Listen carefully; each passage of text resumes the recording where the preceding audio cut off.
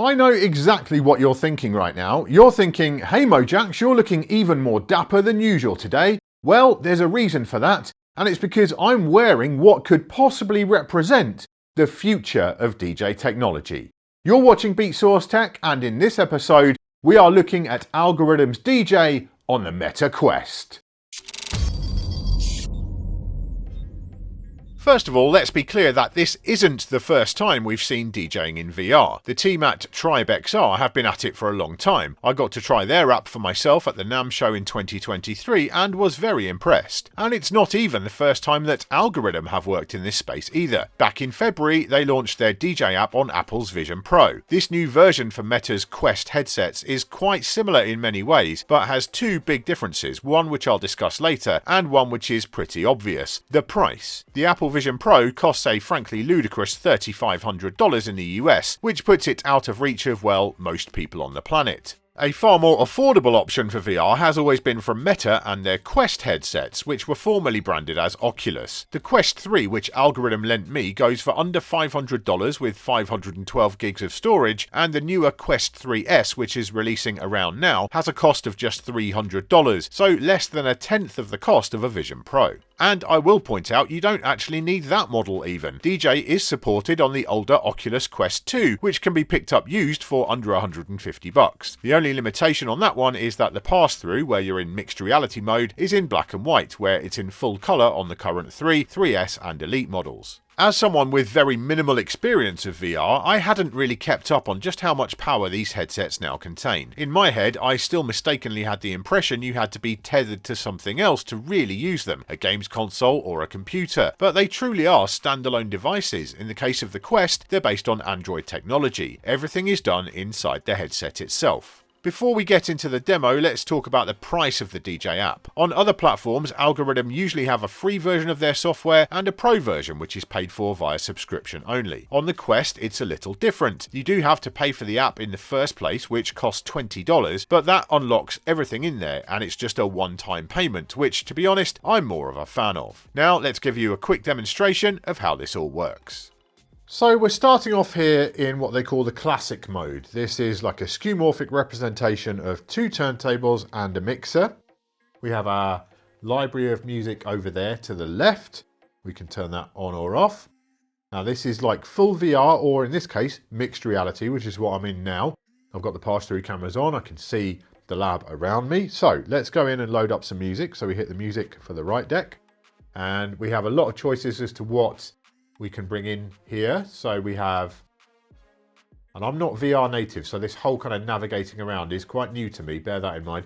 We've got DJ music, loads of free stuff in there for you to get started with, other streaming services, Beatport and Beatsource, obviously I'm logged into, and my files. So you can transfer stuff right onto the Quest headset and play your own MP3s or whatever here as well. But I'm going to go into Beatport, my DJcity Records playlist.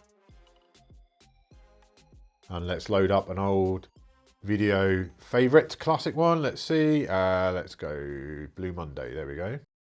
So I've loaded it up and immediately it started playing. We can move these, that little bar at the bottom, you can move these decks, you know, the whole setup around, but I'm happy with it here. So there's our platters.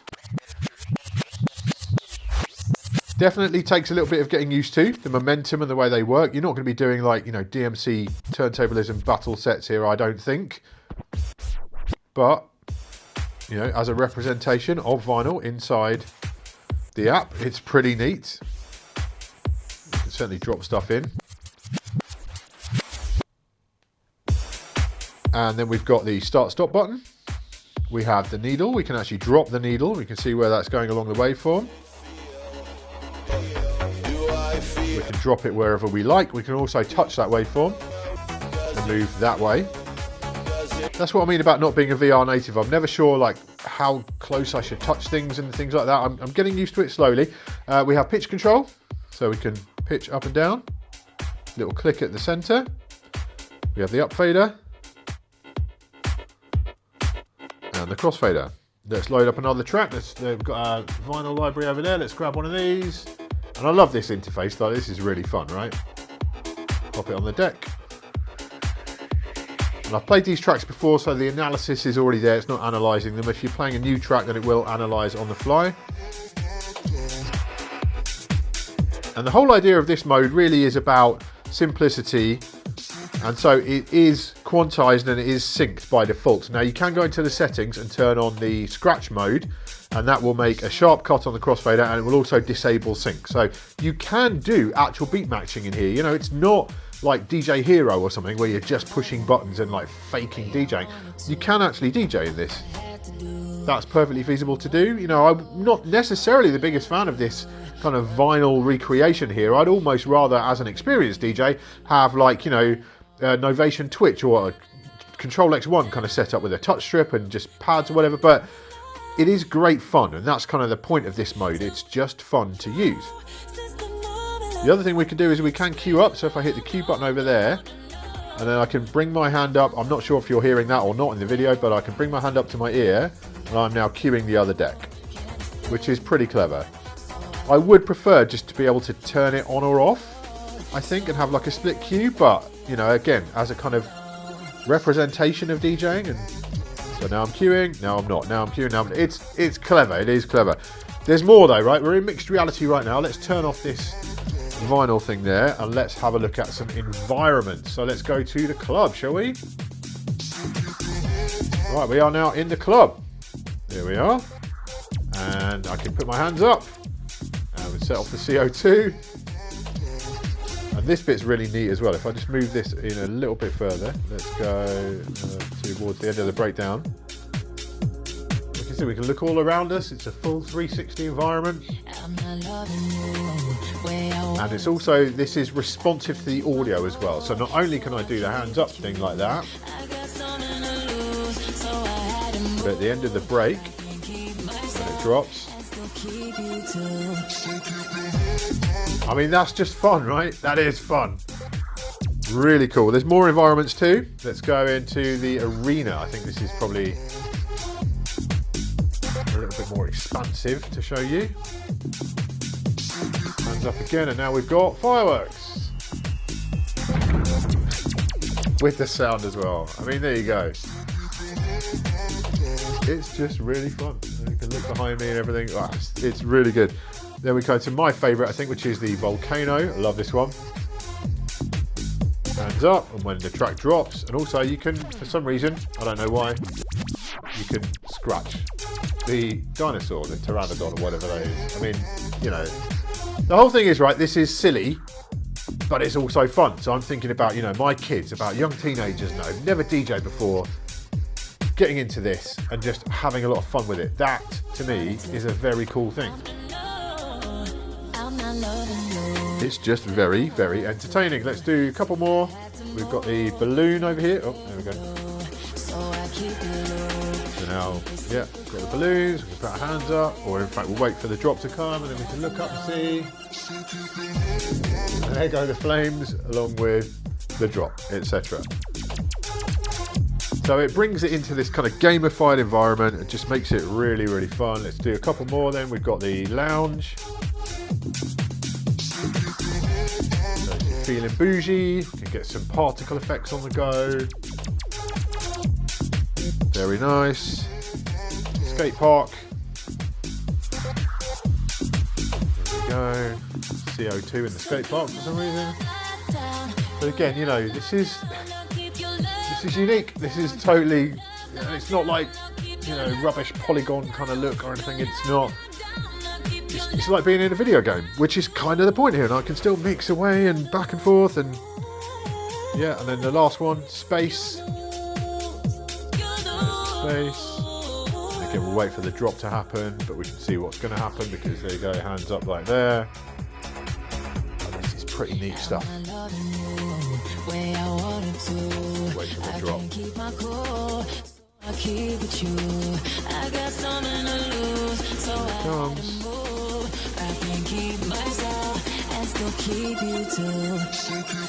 So the fact they are audio reactive like that, that for me that's very cool. Now, there are more controls.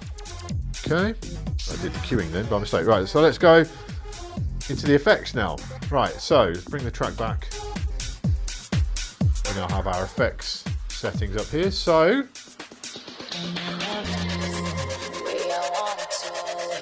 3D space. And there are different effects you can choose from in the settings. We've got the siren one at the moment. You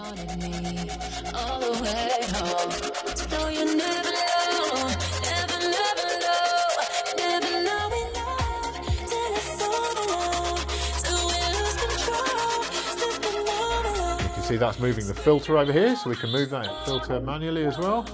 And it kind of locks in the middle. Snaps to the middle point, which is nice. Got a loop. Half and double the loop. Also loop roll.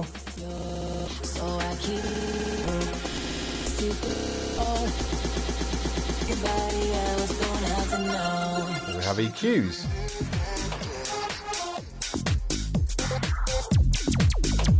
Press the EQs, and again they snap in the middle.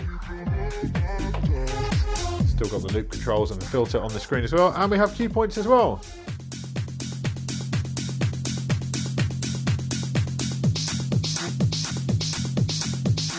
So you can add cues to your tracks as you go. Let's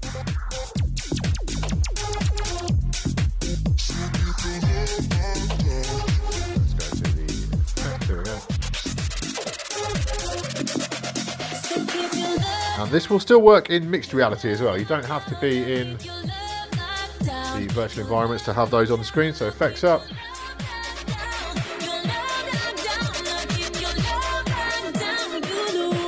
So as you can see, you know, for a beginner, for just kind of playing around and getting used to the ideas and concepts around DJing, yeah, this is an awful lot of fun.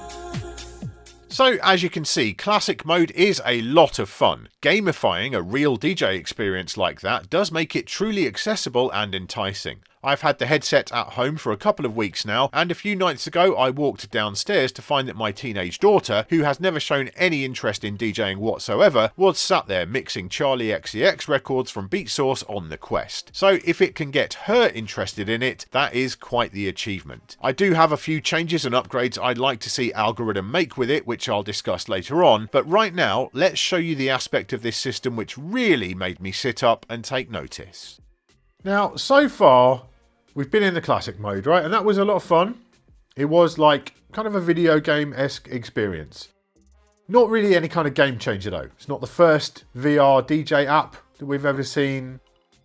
This, however, is what could potentially be the game changer for the future. We're talking about MIDI. So I have here Hercules DJ Impulse T7. I have a USB-C cable right here. I'm going to take that. I'm going to plug it into the side of the Quest. And now I'm going to go, oh, there you go, MIDI device detected. Where do you want the audio to play? And this is the bit, right? I can still have the audio playing through the headset, or I can play it through the controller. Let's do that. We have multi-channel output here within the Quest. No other hardware required. So let's move the, if I can grab hold of that. There we go. Let's move this. So we've got a kind of boundary around our controller right here. This bit's always a little bit fiddly.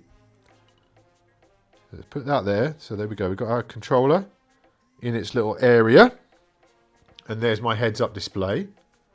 And let's go into an environment. Why not? We can do it in mixed reality, but let's go into an environment for now. So let's go into the volcano. And there we go. I've still got my hardware there. Now you're wondering, okay, so we're sending audio through this hardware, right? Yes, we are.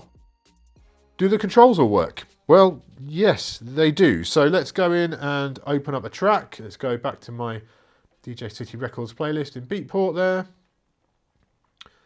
Let's choose that one. Right, there we go. It's off. Now you can see my spinning platter is playing already. Now I've got my headphones connected to the front. My in-ear monitors are connected to the hardware now, so it's not coming through the headset. I've got them plugged into the T7. Now I've switched on Master Q. I can obviously use, you know, Q Master Blend and everything else. Proper multi-channel audio. The music you're hearing now is being recorded. I've fed out from the XLRs into a Mac Mini over there, and that's just recording in Ableton through an audio interface. But that could be sending out to speakers or sound system, whatever you like, right? So let's go back to the beginning. There we go. So we've got the Q. And all, as you can see, now what I would want to do is go to the settings and set it to Q. To settings, Let's go to scratch mode on, and that will give us the sharp crossfader cut. While we're at it, we'll just change the effect as well. So let's have an echo instead of the siren on the effects. Okay, that's done. So back we go. Back to mini mode. There we go. It's still there. Right, so, and I'll come out of the environment. Let's go back into the environment there. Let's change up. We'll do space. There we go. So space now. Right. So now,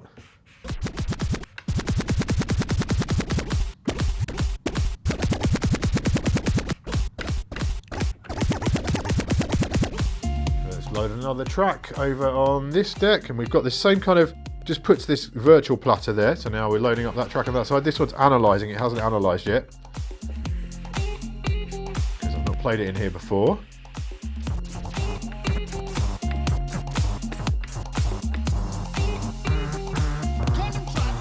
Sync was off because I went to scratch mode. We've got our filters work. You see that on the screen. Low, mid, and high EQs. Even our trim controls work. And the effects work as well. There's just normal effects, so we've got normal echo there. Change the beat division. Post fader, post crossfader. Still do this and touch in the waveform to skip through the track.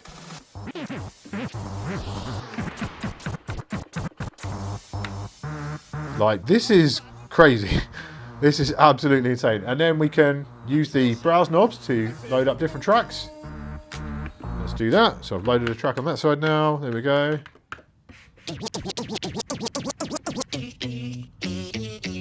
Sync off. Pitch faders work. Pitch bend works. The whole thing just, it works. It works like normal. And again, I'm feeding audio out. I've got my headphones, my in-ear monitors are attached to the controller, not the headset. And I've got XLR outputs coming from the device. This is wild.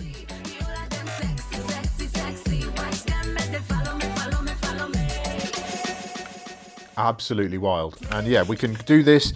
So we can do it in the VR situation, and we can do all the, you know, the hands up thing doesn't seem to work. Oh no, there we go, it does work. So we can do all this, but again, we can go back to mixed reality. Let's do that. So let's go back to the mixed reality.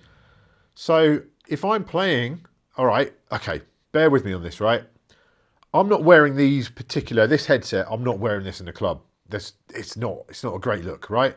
But think about a couple of years down the line, 3 or 4 years down the line, when these things are just like glasses, right?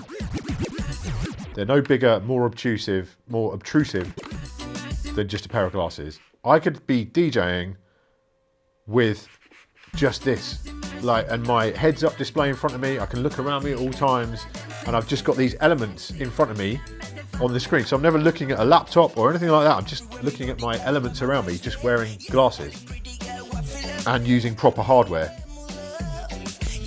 This is, I hate the game changer word. It's silly, right? It's so overused, but this, not this version, not right now, okay? But further down the line with a different headset, this could be an actual game changer. This is crazy to me. Like this was the moment when Algoriddim demoed this to me. I was just like, yeah, okay. All right, loops. We've got loop control works as well. Everything works on here. And I will fire up a few different controllers and stuff to show you examples later on when I'm talking about the other features in here. But do you see what I'm saying? Like, this is something else.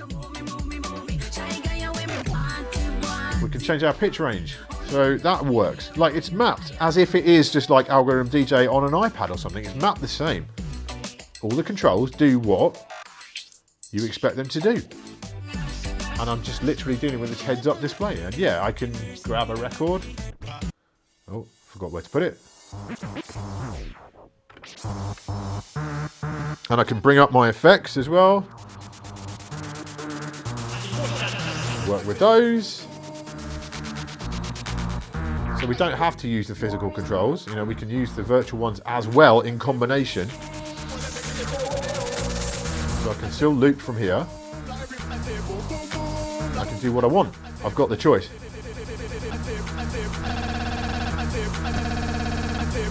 I can do my EQs from here. Then you're going to get into a bit of soft takeover and stuff, which might be a bit of a hassle, but yeah, it's right there. So you can do whatever method you want. And again, I'll turn off the effect. Oh, I've moved it now. This little bar here to move the interface around definitely is a little bit sensitive for my liking. I think it needs a little bit of work. But yeah, that's like my main complaint with this software, is how tricky that is to move around. But you can see, like, this is like nothing else. And again, remember, XLR output going right now to Ableton, but could be going to speakers, to a sound system in a venue, anything like that. Be feeding out for a live stream. Headphones plugged in here like normal. I can cue what I want. I can cue the master. I can cue each channel. I can do cue master blend. Like, yeah, this is pretty special. This is a unique experience right now, and yeah, it's taken a lot to get my head around.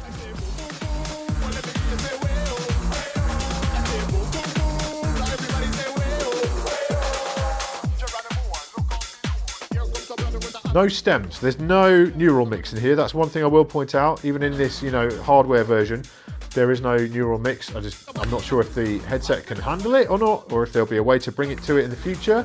But as of right now, yeah, it can't do any kind of neural mix stuff. But that's really the only functionality, apart from some areas of the, you know, the library browsing and so on, that feels a little bit restricted compared to DJ on any other platform. But there you go again, right? It's just put my T7 inside the hot air balloon. Like, this is, yeah, honestly, when I first did this, my breath was properly taken away, and the more I play with it, the more I remain incredibly excited about it. Like, it's just to be able to use your real DJ hardware to its full potential in this kind of virtual environment, whether mixed reality or virtual reality. Yeah, this is something else.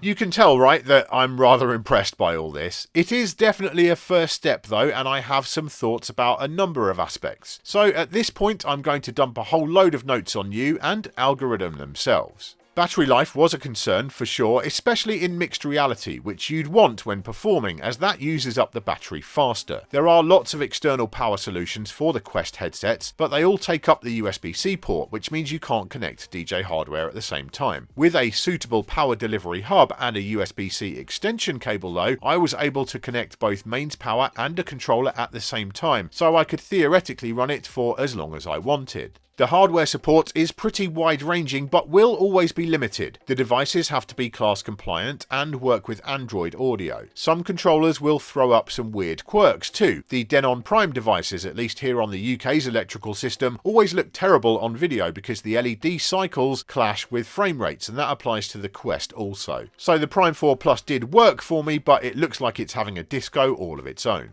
I tested a couple of other controllers I had on hand. The DDJ Flex 4 worked perfectly, but the Quest did not like how much juice it was drawing over USB bus power, so you'll want to use a power supply with that. And the Native Instruments Control S2 Mark III didn't power up at all over USB. So there are definitely some limitations, mainly around the power issue, and you'll need to check the Algoriddim site to be certain of what works and what doesn't. One big question I had, to which Algoriddim didn't have an answer to give me yet, was if multi-channel audio output is possible from the Quest, what about audio input? Yes, I'm thinking of DVS, which would be a pretty spectacular addition. Certainly the hardware latency seems low enough on the output side, so let's keep our fingers crossed. As for the software itself, using hardware highlighted how limited the user interface currently is. I think a few more panels in the heads-up display are definitely required. For example, I didn't show this in the demo, but on the T7 there are lots of usable pad modes, including pad effects and even the sampler, and there are samples in there, but those elements simply don't exist in the GUI of the app itself, so you can't see them or change any parameters for them. Likewise, some elements which I deem to be essential are missing. You can't reorder playlists by different fields as far as I can tell, and there's no way to edit beat grids manually. The automatic beat gridding in DJ is pretty spectacular today, but it's not perfect 100% of the time, and there's simply no way to override it it within the app.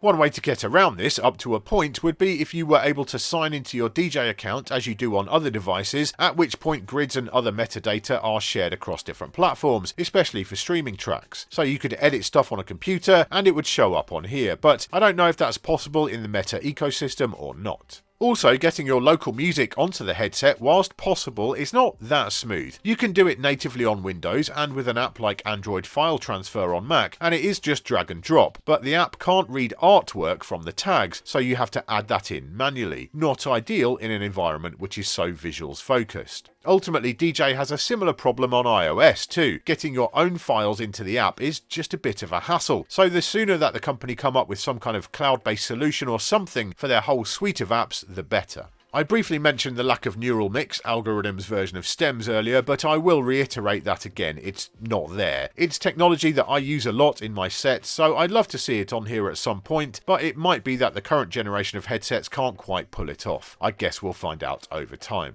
One final thing to discuss, live streaming. Unless I'm going to do a kind of showcase set or something, there is just no way I'm wearing a current Quest headset in a venue. It's not happening. But where I would wear one for a performance is in the studio while streaming to Twitch. And indeed, I'm quite excited at the prospect. It's pretty straightforward to achieve too. A standard feature in the Quest is the ability to stream or cast what you're seeing to the Quest mobile app or a web browser, at which point you can easily feed that into OBS or a hardware streaming encoder. The feed even includes audio. The only potential difficulty is in being able to read the chat feed at the same time, but I'm sure there are ways around that. Either way, I can't wait to give this a try myself. Oh, and I'll just tell you the really funny / tragic part. That $3,500 Apple Vision Pro I mentioned earlier, there's currently no way to connect external hardware to it, and there may never be. So if you are looking for the hybrid VR or mixed reality and controller setup, you know, the truly exciting part of all this, you have no choice but to save yourself $3,000 and pick up a Quest instead. Sounds like a bargain to me. It's easy to be cynical about this kind of stuff. I've always been generally quite dismissive about the whole idea of DJing in VR or mixed reality. Even when Algoriddim were presenting this to me, in my head I was thinking, I'm gonna hate this. Then I tried it in the full virtual mode, and whilst I definitely didn't hate it, it was absolutely more of a kind of fun gaming experience, something I knew that my kids would enjoy, but a bit limited for me. Then the hardware got connected up, and at that point, everything changed. It turns the whole experience into something which transcends being merely a fun diversion and instead has the potential, as the headsets themselves evolve, to actually be a serious DJ tool. With the new Quest 3S headset selling for only around $300 and with a wide variety of affordable controllers being compatible with it, this would absolutely be high up my list of recommendations for anyone starting out on their DJ journey today. And in the future, as smaller, less obtrusive headsets become available, I genuinely think that this tech will have a place in the professional booth too. In the comments, I'd love to hear your thoughts about DJ on the Quest, and if you agree that this has the potential to change DJing as we know it, or if you think I'm just being blinded by the shiny technology. Thanks for watching this episode of Beatsource Tech. I do hope you've enjoyed it or found it useful. If you have, please give the video a thumbs up, and make sure you're subscribed to the channel and you've turned on notifications so you don't miss any future videos. I'll see you next time!